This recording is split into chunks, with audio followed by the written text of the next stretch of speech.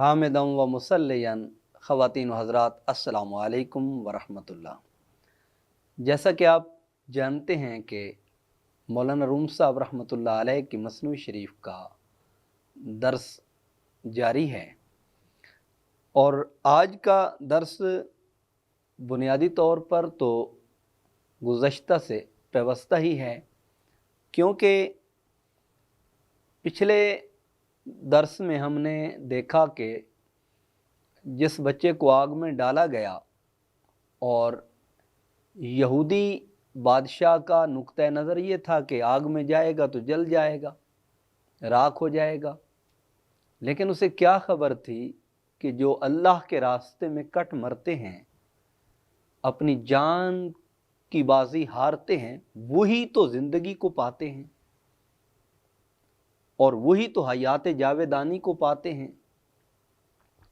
जब बच्चे ने माँ को आग में बुलाया और माँ ने आग में नार की बजाय नूर देखा और शोलों की बजाय राहत और सुकून को पाया, तो उसने बाकी लोगों को भी आग में बुलाया, जो ज़ाहिरन आग थी और हकीकत में गुलजार थी। तो लोग जौक दर जौक खुद को आग में डालने लगे और आग में दाखिल होने लगे। अंदाख्तन मर्दमा खुदरा दर आतिश आज सरे ज़ौक की वजह से लोगों ने अपने आप को आग में डालना शुरू किया। तो मौलाना रूम साहब रहमतुल्लाह अलैह यहाँ पर उसको अपने अंदाज में और उससे मुख्तलिफ नताइज और असरार को ज़िक्र करते हैं। खल्क खुदरा बादज़ां बेखेशतन में फुगंदन अंदर आतिश मर्द ज़न। उसके बाद बेखुद होकर लोग अपने आप को आग में डाल रहे थे, चाहे मर्द थे और चाहे औरतें थीं, वो सब के सब खुद को आग में डाल रहे थे। बेमुअक्कल बेकशिश अज इश्क दोस्त जां के शीरी करदन हर तल्ख अजोस्त। दोस्त के इश्क की वजह से किसी के बलाने और कशिश के बगैर वो सब के सब अंदर आ रहे थे, इसलिए कि हर तल्ख का शीरी कर देना ये उसी की जानिब से है। ज़ाहिरन आग तल्ख थी, कड़वी थी, उसमें शिद्दत और हिद्दत थी, लेकिन उसको शीरी बनाना ये परवरदिगार आलम और अल्लाह रब्बुल इज़्ज़त की कुदरत का करिश्मा था, जिससे मौलाना रूम साहब रहमतुल्लाह अलैह फरमाते हैं ता चुना शुद्ध का अवाना खल्क रा मनामी करदन का आतिश दरमया। यहाँ तक हुआ कि वो सिपाही जो यहूदी बादशाह के करिंदे थे, नौकर चाकर और सिपाही थे, वो क्या कर रहे थे? मनामी करदन, वो लोगों को मना कर रहे थे कि खुद को आग में न डालो, इसमें हिद्दत है, इसमें शिद्दत। जो पहले खुद उठा के फेंकना चाहते थे, अब वही निकालना चाहते हैं और रोकना चाहते हैं और कह रहे हैं कि आग में ना आओ, आग में ना आओ। लेकिन जो इश्क की आग की उस लज्जत को पा चुके थे और मिठास और चाशनी का जायका ले चुके थे, अब वो कैसे रुकते? आ यहूदी शुद्ध सिया रोयो खजल शुद्ध पेशेमा जी सबब बीमार दिल।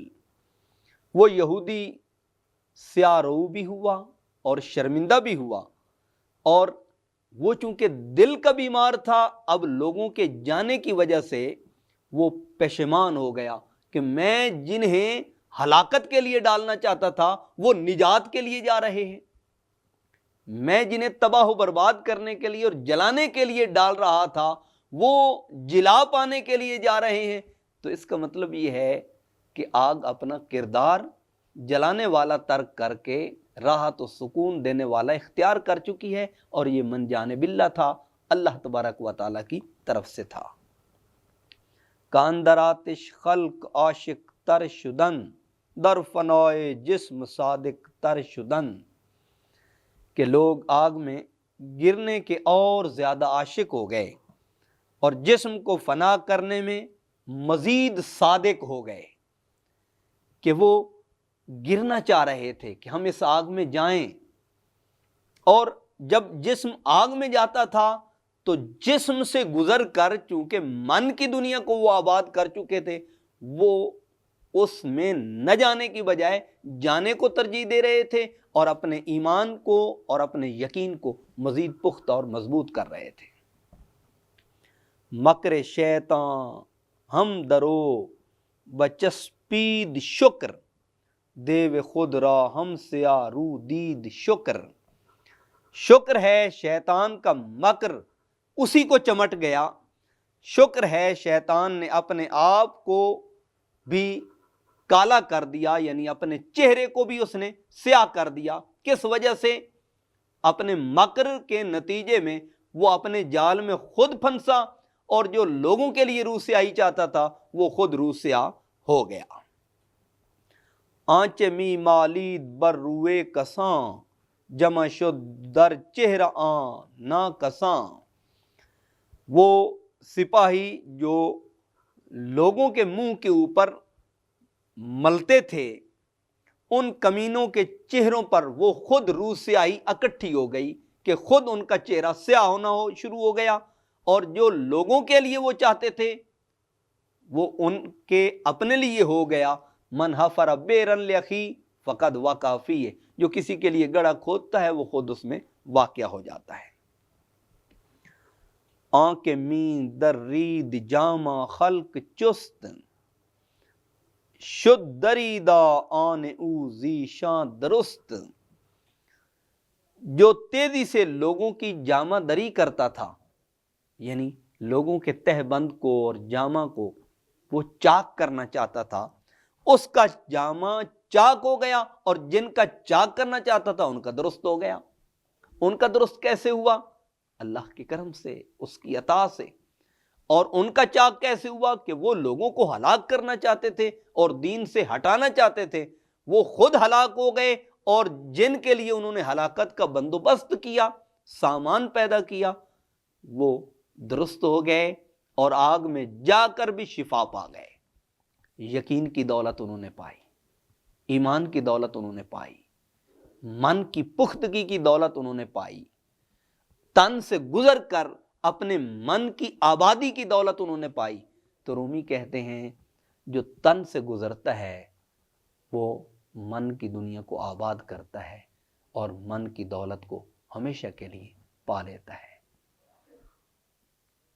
اے طالب، اے سالک، اے اس راستے پہ چلنے والے، اگر تو بھی چاہتا ہے کہ تیرا من آباد ہو، تیرا سینہ روشن ہو، تیرا دل زندہ ہو، تیری روح بیدار ہو، تو پھر تن سے گزر اور من کو آباد کر۔ کیوں؟ جو من کی دولت کو پا لیتا ہے وہ تن کو بھی آباد کر لیتا ہے اور من کو بھی آباد کر لیتا ہے۔ وما توفیقی الا